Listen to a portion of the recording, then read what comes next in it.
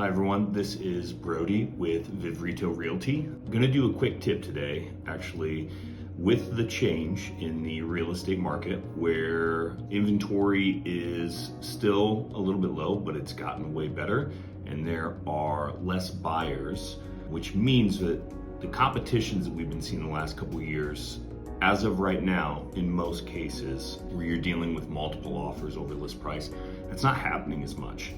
And so what we're seeing a lot of in offers, which we've written ourselves and we've seen on some of the listings that we have coming in, are offers that have what's called a first right contingency. It can be confusing, but I'm gonna do my best to break it down for you. So with a first right contingency, it means that, let's say you are the buyer and I take you to show the house. This house just popped up and it's the perfect house for you. You weren't planning on moving necessarily, but this house fit all these criteria and it just makes sense to go look at it. Turns out you're in love with the house and you want to put in an offer.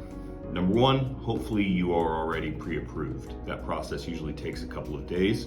I think we've done videos on that in the past. But with pre-approval, we have to present a pre-approval letter to this seller so that they know that you are in a position where you can purchase the home. We just said that this house came on the market and it was the unicorn for you. You weren't planning on moving. That means your house is not on the market. A first right contingency means that we write an offer on the house that you just looked at, your future home, and there's a section that we can say first right contingency that is the sale of the home is dependent on the accepted offer on your home and it has not been listed yet. So typically you give yourself a time period to get your house on the market. We've done it in as quick as 7 days before to have a house cleaned up, pictures taken and put on the market.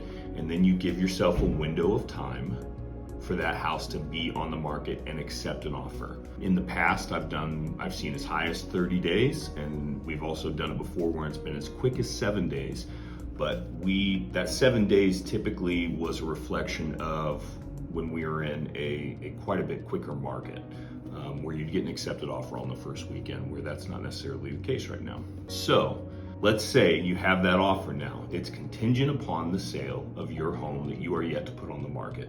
In the time period that we've specified, that we said that we'd get your house that you currently live in under contract, the folks that you have written this offer for can still continue to show that home to other buyers in the market.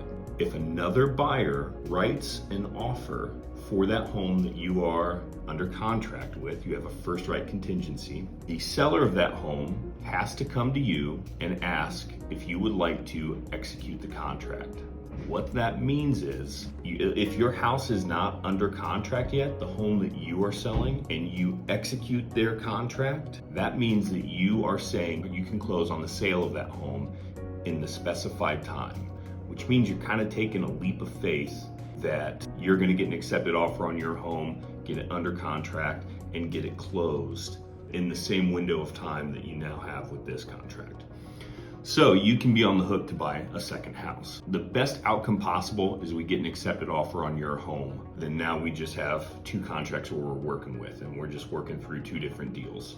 Worst case scenario is we don't get your home under contract and you have to maybe step away from that dream home that you've had for the simple fact that you can't necessarily be approved to own two homes. So it's kind of a complicated situation. There are some benefits to it. Typically speaking, not always. I'm gonna speak in generalities.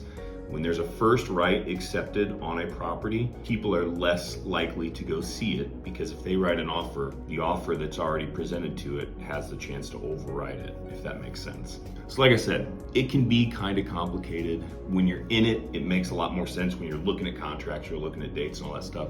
But first right contingencies are becoming a lot more common just because of the situation that we are in with the current market. So if you have your house and something pops up that you really, really want to see, the best case scenario is that you can afford to purchase that before selling your current home, but that's not always the case. Not everybody can do that.